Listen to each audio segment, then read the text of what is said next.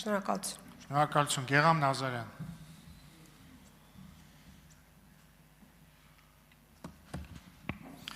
Երեք հանրային հեռուստաընկերությանը տված հարցազրույցում Հայաստանի վարչապետը այսպիսի ձևակերպում արեց, որ Հայաստանի բիզնեսը, Հայաստանի գործարարշրջանակները դեռ չեն մարսել այն տեղեկությունը, որ Հայաստանի համար, հայկական ապրանքների համար եւս բաց է ադրբեջանական երկաթուղին։ Այս համատեքստում այսպիսի մի հարց առաջացավ,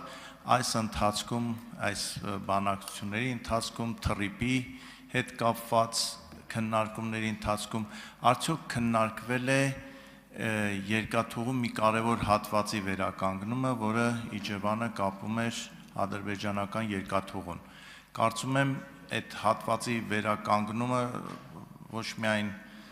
դրական, այլ շատ դրական ազդեցություն կունենա մեր տնտեսության համար, ուղղակի հետաքրքիր է, այդ հարցը գոնե նախնական մակարդակով քննարկվում է, դա դեռ դրան չենք ասել դրան։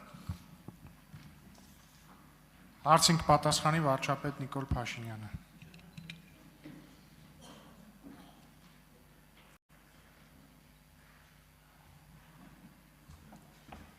Շնորհակալ եմ, պարոն Նազարյան, հարցի համար։ Այո, ընդհանրապես ապաշրջապակման համատեքստում գործնականում այդպիսի ճանապարհ կամ երկաթուղի չկա, որի բացման կամ վերաբացման հարցը չի քննարկվում։ Իհարկե քննարկվում է, բայց նաև պետք է հետևյալը հաշվի առնենք, երկաթուղու ձեր նշած հատվածի մասին խոսելիս չպետք է մոռանանք, որ ցավոք արդեն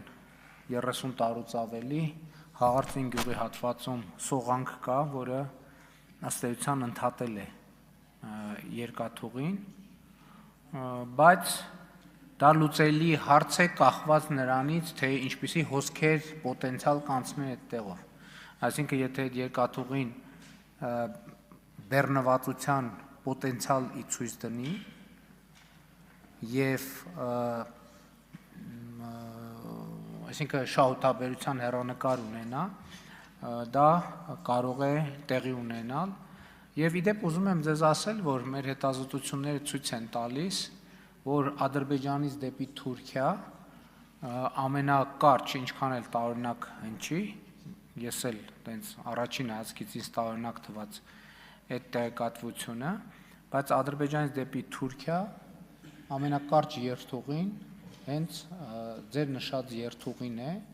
առավել եւս, եթե մենք ուրեմն հիմա ասեմ Ֆիալետովոյի հատվածում այնտեղ շատ կարճ միջակայք կա, եթե Իջևան Հրազդանի երկաթուղու ճյուղը միացնենք Վանաձոր Գյումրի երկաթուղի ճյուղին, կստացվի, որ Ադրբեջանից դեպի Թուրքիա ամենակարճ երթուղին երկաթուղ է եւ իդեպ ավտոմոբիլային նույնպես ամենակարճ ճանապարհը, այսինքն Իջևան, Դիլիջան, Վանաձոր, Ջաջուր, Գյումրի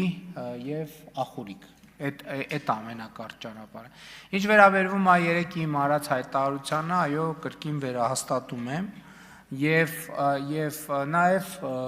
այո, մեր բիզնեսը պետք է արձանագրի, որ արտահանման ուղին Ադրբեջանով երկաթուղային բաց է եւ մենք այդ մասին ունենք բարձրագույն մակարդակից հավաստիացում Ադրբեջանի եւ հայտարարություններ էլ ունենք։ Այստեղ ես ընդհանրում եմ խնդիրներն ա դե սովորությունները ընդհանրապես շատ դժվար է փոխել։ 40 տարի ավտոմեքենաներով արտահանումն է ըստ էության մեր ամբողջ լոգիստիկ տրամաբանությունը կառուցվել է այդպես եւ երևի որովհետեւ գնացքը պետքա բեռնվի։ Այսինքն գնացքը չի ընդհանրում մի վագոնով չենք կարող գնացք ունենալ։ Գնացքը ենթադրում է առնվազն մի որոշակի ծավալ եւ լոգիստիկ տրամաբանությունը մի քիչ պիտի վերադասավորվի եւ ես պաշտոնապես ասում եմ, որ ժամանակն է, որ դա տեղի ունենա։ Արձագանք Հարցը ես տվեցի նաեւ մտահոգություն ունենալով, որ հաշվի առնելով են հանգամանքը, որ բավական լուրջ սողանքների պատճառով երկաթուղի մի զգալի մասը շարքից դուրս է եկել, այդ հատվածը չդիտարկվի միջև ընդհանուր նորոգումը, բայց կարծում եմ, որ նույնիսկ միջև այդ հրազդանից մինչև Իջևան հատվածի նորոգումը, եթե նույնիսկ Իջևանում գործող երկաթուղագիծ լինի Իջևան կայարանով, որը կապի ադրբեջանական երում, Հայաստանի տնտեսության մի մասը բեռների հոսքը կարող է բավական մեծ ծավալով ապահովի, միջև կառուցվի, որը մեծ ֆինանսավորում է պահանջում այդ վնասված հատվածները եւ որ ավելի քիչ ֆինանսավորում է պահանջում Ֆիոլետովայի հատվածում կապ հաստատվի Վանաձորի հատվածի հետ։ Պարոն Նազարյան, բոլոր հնարավոր սցենարները քննարկվել են եւ քննարկվում են։ Քննարկվում է սահմանից միջև Իջևան տարբերակը, քննարկվում է սահմանից միջև Ազատամուտ տարբերակը, քննարկվում է սահմանից միջև Կայանավան տարբերակը, այսինքն բոլոր հնարավոր տարբերակները քննարկվում են, այստեղ քննարկումների թեման